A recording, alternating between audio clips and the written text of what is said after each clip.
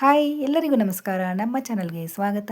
ಬನ್ನಿ ಇವತ್ತು ಉತ್ತರ ಕರ್ನಾಟಕದ ಸ್ಪೆಷಲ್ ರೆಸಿಪಿ ಜೋಳದ ಹಿಟ್ಟಿನ ವಡೆಯನ್ನು ಮಾಡ್ತಾಯಿದ್ದೀನಿ.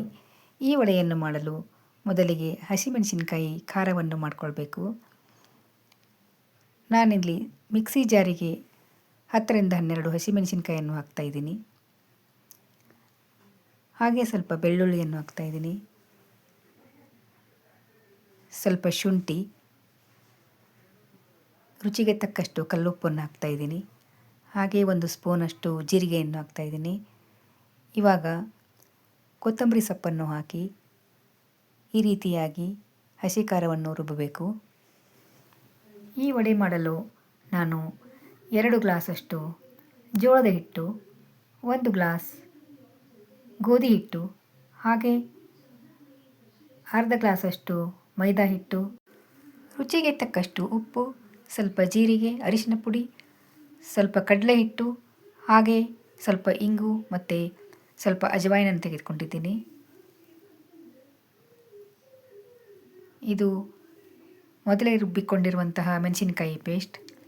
ಬನ್ನಿ ಇವಾಗ ವಡೆ ಹಿಟ್ಟನ್ನು ಹೇಗೆ ಮಾಡುವುದು ನೋಡೋಣ. ಮೊದಲಿಗೆ ಒಂದು ತಟ್ಟೆಗೆ ಜೋಳದ ಹಿಟ್ಟನ್ನು ಹಾಕ್ತಾಯಿದ್ದೀನಿ.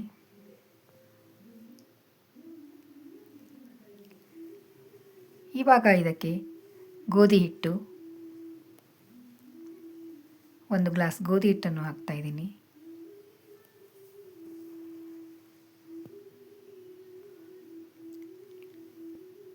ಮೈದಾ ಹಿಟ್ಟು, 1/4 ಕಪ್ಪಷ್ಟು ಕಡಲೆ ಹಿಟ್ಟನ್ನು ಹಾಕ್ತಾಯಿದ್ದೀನಿ. ಜೀರಿಗೆ ಸ್ವಲ್ಪ,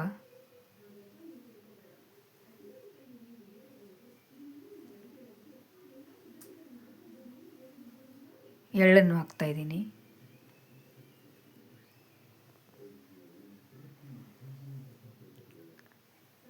ಒಂದು ಚಿಕ್ಕ ಸ್ಪೂನಲ್ಲಿ ಅರಿಶಿನ ಪುಡಿ, ಸ್ವಲ್ಪ ಇಂಗು,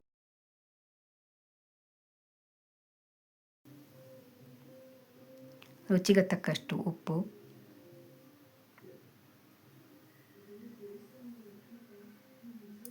ರುಬ್ಬಿದ ಮೆಣಸಿನಕಾಯಿ ಖಾರ.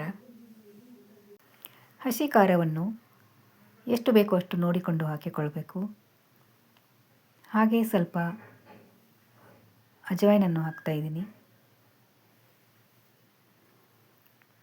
ಎಲ್ಲ ಸಾಮಗ್ರಿಗಳನ್ನು ಹಾಕಿ ಈ ರೀತಿ ಮಿಕ್ಸ್ ಮಾಡಿ ಬಿಸಿ ನೀರಿನಲ್ಲಿ ಈ ಹಿಟ್ಟನ್ನು ನಾದಬೇಕು. ಸ್ವಲ್ಪ ಸ್ವಲ್ಪ ನೀರು ಹಾಕಿಕೊಂಡು ಪೂರಿ ಹಿಟ್ಟಿನ ಹದಕ್ಕೆ ಈ ಹಿಟ್ಟನ್ನು ನಾದಿಕೊಳ್ಬೇಕು. ಈ ವಡೆಯನ್ನು ಬೆಳಿಗ್ಗೆ ಮಾಡಬೇಕಾದರೆ ರಾತ್ರಿಯೇ ಈ ಹಿಟ್ಟನ್ನು ನಾದಿ ಇಟ್ಟರೆ ವಡೆ ತುಂಬ ಚೆನ್ನಾಗಿ ಉಬ್ಬಿ ಬರುತ್ತವೆ. ಹಿಟ್ಟು ನೆನೆದಷ್ಟು ವಡೆ ತುಂಬ ಮೃದುವಾಗುತ್ತವೆ. ನೋಡಿ, ಈ ರೀತಿ ಗಟ್ಟಿಯಾಗಿ ಹಿಟ್ಟನ್ನು ನಾದಿಕೊಳ್ಬೇಕು. ಇವಾಗ ಹಿಟ್ಟು ರೆಡಿಯಾಗಿದೆ. ವಡೆ ಮಾಡುವಾಗ ಸ್ವಲ್ಪ ಹಿಟ್ಟನ್ನು ತೆಗೆದುಕೊಂಡು ಸ್ವಲ್ಪ ನೀರು ಹಚ್ಚಿಕೊಂಡು ಈ ರೀತಿಯಾಗಿ ಹಿಟ್ಟು ಮೃದುವಾಗುವವರೆಗೂ ನಾದಿಕೊಳ್ಬೇಕು. ಒಂದು 5 ನಿಮಿಷ ಆದರೂ ನಾದಿಕೊಳ್ಬೇಕು.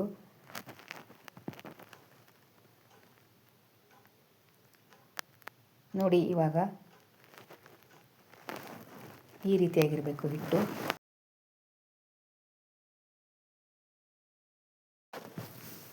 ಬನ್ನಿ ಇವಾಗ ಈ ಹಿಟ್ಟಿನಲ್ಲಿ ವಡೆಯನ್ನು ಹೇಗೆ ಮಾಡ್ಬೋದು ನೋಡೋಣ.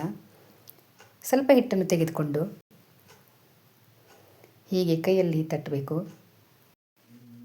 ಹೀಗೆ 3-4 ವಡೆಯನ್ನು ಒಮ್ಮೆ ತಟ್ಟಿಕೊಳ್ಬೇಕು. ನಂತರ ಕಾಯ್ದ ಎಣ್ಣೆಯಲ್ಲಿ ಒಂದೊಂದೇ ವಡೆಯನ್ನು ಕರಿಯಬೇಕು. ಈ ವಡೆ ಮೊಸರು ಹಾಗೂ ಕಾಯಿ ಚಟ್ನಿಯೊಂದಿಗೆ ತಿನ್ನಲು ತುಂಬ ರುಚಿಯಾಗಿರುತ್ತದೆ. ಜೋಳದ ಹಿಟ್ಟಿನ ವಡೆ ಉತ್ತರ ಕರ್ನಾಟಕದ ಫೇಮಸ್ ರೆಸಿಪಿ ಆಗಿದೆ. ಹಾಗೆ ಇದನ್ನು ಸೀಗಿ ಹುಣ್ಣಿಮೆ ಹಾಗೆ ಎಳ್ಳಮಾವಾಸ್ಯೆಯಲ್ಲಿ ಮಾಡುತ್ತಾರೆ. ಹಾಗೆ ಈ ವಡೆ ಎಣ್ಣೆಯಲ್ಲಿ ಕರಿದಿರುವುದರಿಂದ 2 ದಿನ ಇಟ್ಟರೂ ಕೆಡುವುದಿಲ್ಲ. ಈ ವಡೆಯನ್ನು ಇನ್ಸ್ಟಂಟಾಗಿ ಮಾಡಬೇಕಾದ್ರೆ ಹಿಟ್ಟನ್ನು ಸ್ವಲ್ಪ ಮೆದುವಾಗಿ ನಾದಿಕೊಳ್ಬೇಕು. ಹಾಗೆ 1 ಗಂಟೆ ನೆನೆಸಿ ವಡೆಯನ್ನು ಮಾಡಬೇಕು. ಆದರೆ ಈ ಹಿಟ್ಟು ಜಾಸ್ತಿ ಹೊತ್ತು ಇಟ್ಟರೆ ಹುಳಿ ಬರುತ್ತದೆ. ಹಾಗಾಗಿ ಆವಾಗಲೇ ಮಾಡಿಕೊಳ್ಬೇಕು. ನೋಡಿ, ಇವಾಗ ತಟ್ಟಿದ ವಡೆಯನ್ನು ಎಣ್ಣೆಗೆ ಹಾಕ್ತಾಯಿದ್ದೀನಿ. ಎಣ್ಣೆಗೆ ಹಾಕಿದ ನಂತರ ಈ ರೀತಿಯಾಗಿ ವಡೆಯ ಮೇಲೆ ಸ್ವಲ್ಪ ಎಣ್ಣೆಯನ್ನು ಹಾಕುವುದರಿಂದ ವಡೆ ತುಂಬ ಚೆನ್ನಾಗಿ ಉಬ್ಬಿ ಬರುತ್ತದೆ.